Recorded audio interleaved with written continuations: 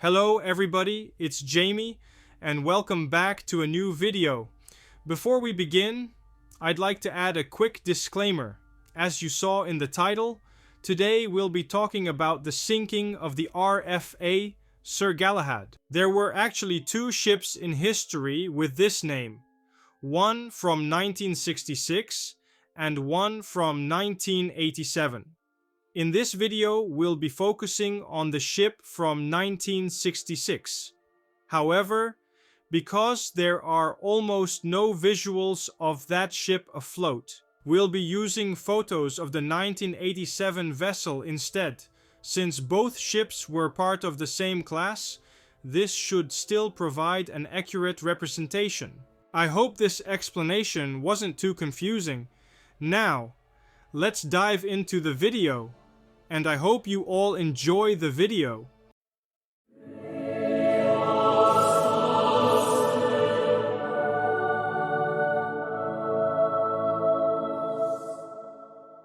Hello everybody, it's Jamie from Old Shipping Lines, and welcome back to a new video. In today's video, we're going to talk about a wreck from the Falklands War, but this isn't a story many people know.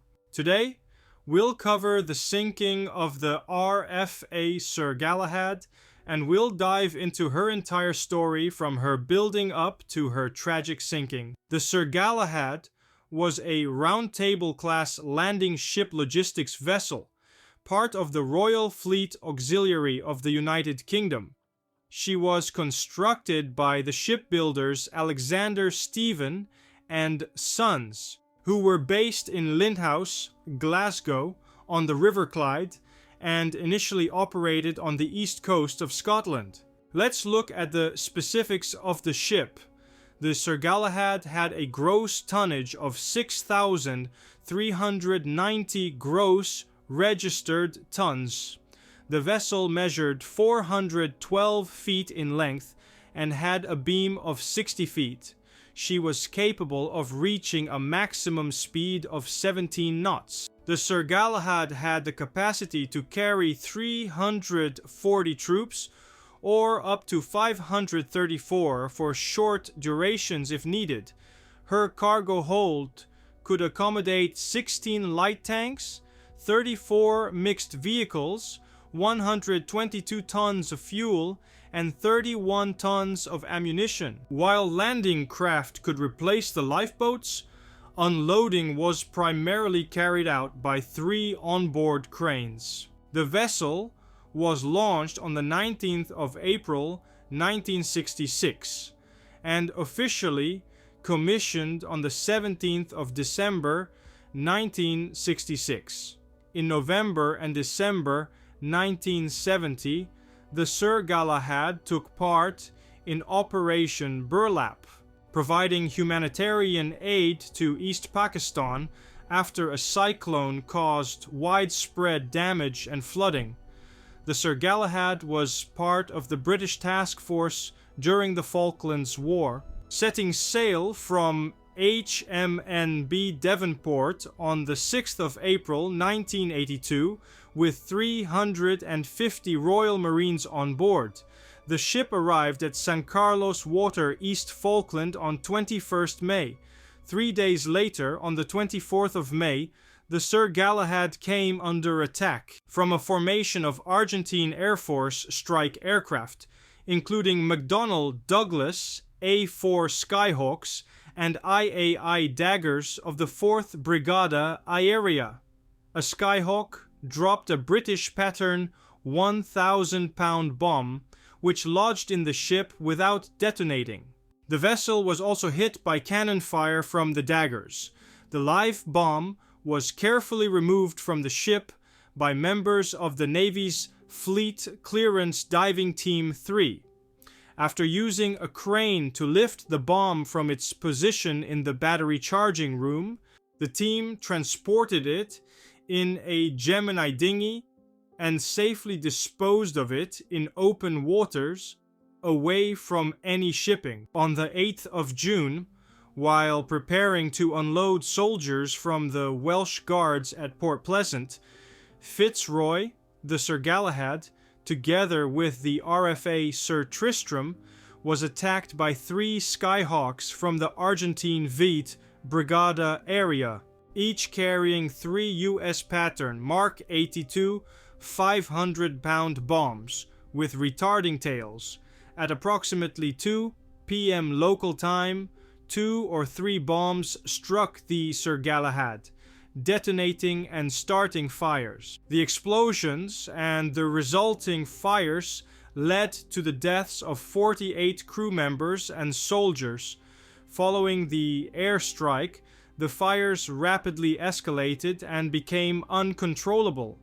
The ship's Royal Marine Detachment took charge of evacuating the injured and wounded. Marines launched life rafts from the ship's bow, while also coordinating helicopters to winch personnel to safety.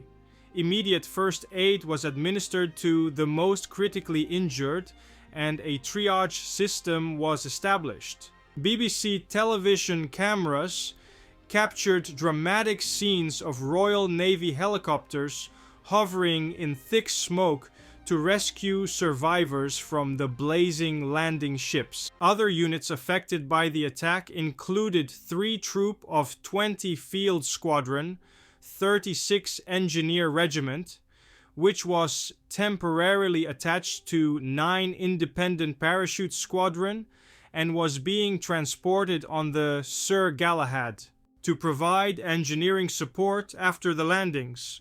Engineers are prominently featured in contemporary footage, seen operating 2 lifeboats to land survivors. Also on board were the 16th Field Ambulance, who played a crucial role in treating and evacuating the many casualties. Now, looking at some survivor accounts, one comes from Major Ewan Southby Taylor, who was ashore at the time, staying with the Stewart family in their home overlooking the cove. He later shared the following. The sound of fast jets died and explosions rattled the loose fittings. We watched silently as the first wisps of smoke and flames burst into something altogether more menacing and sinister. We knew instantly what we had just witnessed. Major Southby Taylor rushed to a casualty clearing station, grabbed one end of a stretcher, and, along with his comrades, began carrying the wounded. Chinese crewmen wandered across the green in trances, wrapped in blankets, horribly mutilated bodies all alive that I saw, and I carried many of them lifted with infinite care across the settlement. Another account comes from Mike Hermanis, a 19-year-old army recruit whose only expectation when he joined the Welsh Guards was that he might be posted to Northern Ireland. He never imagined he would face serious action. However, when the Falklands conflict broke out in April 1982, he, like thousands of other young men, found himself sailing 8,000 miles to the British-held South Atlantic Islands, following an invasion by Argentine forces. This was going to be the first major action for the Welsh Guards since World War II. It was huge. You were nervous, but the excitement was unbelievable, he remembered. On the 8th of June 1982, Mike, along with many of his fellow soldiers, spent hours waiting aboard the RFA Sir Galahad, having been transported by sea from another part of the island to Bluff Cove. When the Sir Galahad was bombed, Mike's escape from death or serious injury was partly thanks to his decision not to sleep in the guts of the ship the night before due to his claustrophobia.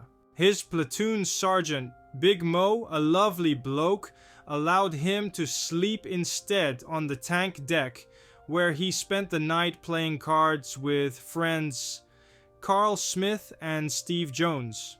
When the attack alarm sounded, there was barely any time to react, Mike recalled. They had been about to get off the boat, packed like sardines. When the bombs hit bang and then whoosh, I must have been picked up and thrown about 10 or 15 foot. It was a weird sensation. I always remember someone told me once, If you're ever in an explosion, breathe out so you don't burn your lungs. And I remember flying through the air. It seemed to take forever. It was in slow motion, and you could see every detail around you as I was exhaling. I come down and I thought, right, go to sleep now. Then smoke, chaos, and panic struck in. I went outside and took a couple of gulps of fresh air, had a look around. Carl Smith is there with a big scab across his head where he'd smacked his head. He and the others knew they had to try to get Steve to safety, but no helicopters had arrived yet, and confusion had spread on board. We didn't know if we were going to get strafed or if we were going to get another bomb on us. You had smoke coming out. There was tons and tons of white phosphorus, ammunition going off, and boom, bash, smack, wallop going every couple of seconds.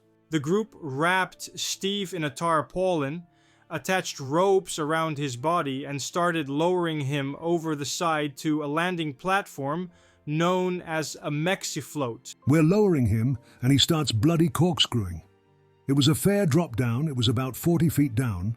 We'll turn it, we'll reverse him, pull it back. But it continued to corkscrew out, and he's just about to plop. The Mexi came in and the boys caught him. That was the horror of my life, that was. The sensations he experienced on the Sir Galahad stayed with him. The smoke and the smell, burning flesh and cordite, that's all I could describe it as. For years afterwards, if I ever see the Galahad go up on telly, I could smell it. Another account comes from Maldwyn Jones, a Bangor-based medic who had joined the Welsh Guards in 1975. He was aboard the Sir Galahad when the bombs struck.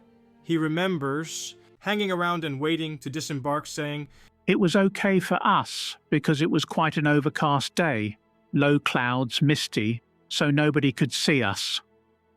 But as the day got brighter, the mist cleared, and you can see the mountains, Harriet, Two Sisters, Mount William, and if we could see them, we knew the Argentinians were in the high ground. They could see us. A red air warning came, and next thing the ship lit up, pure brilliant white." People came crying out from the back of the ship to the front, and Maldwyn could smell burning flesh and heat emanating from bodies as they passed him by. He stationed men in various parts of the ship and began calling out, directing people to follow the sound of his voice. The last person he found was a young soldier whose leg had been severed by the blast. With the help of another soldier, he managed to get him to a higher deck, where he was evacuated by helicopter. But as he explained, "I was one of two medics. There was not a lot I could do because the first aid kit was still in the heart of the ship. I couldn't go down to get it. It was too dangerous. The only thing I had was 10 extra vials of morphine. All I could do then was just give people who were burnt morphine. So you had to triage and decide on the severity of the burns." he was one of the last to leave the ship, and once ashore, he took part in the roll call, which was when the full extent of the losses started to hit him. Chu Yu Nam, a seaman on the Sir Galahad, was later awarded the George Medal for rescuing 10 men trapped by a fire in the ship's lower decks. Captain Philip Roberts, who was reportedly the last to leave the ship, received the Distinguished Service Order for his leadership and bravery. Royal Marine Sergeant Brian d'Oliveira was mentioned in dispatches for his role in the evacuation. On 21st June, the hulk of the ship was towed out to sea by the tugboat Typhoon and sunk by HMS Onyx with torpedoes. It is now designated as an official war grave and a protected site under the Protection of Military Remains Act. Guardsman Simon Weston was one of the survivors of the Sir Galahad attack, suffering 46% burns. His story has been extensively covered in the media. A decade after the sinking, Weston was honored with the OBE, which stands for the Order of the British Empire, for his bravery and resilience. And that marks the end of a video, my friends. Thank you all so very much for watching. I hope you guys enjoyed it. Now, if you liked what you saw, please consider subscribing to the channel, as that would help out the channel a lot. Now, if you have any thoughts, comments or questions, please leave them in the comment section down below, as I absolutely love reading your comments. And please let me know in the comment section down below as well what ships you would like me to cover in the future.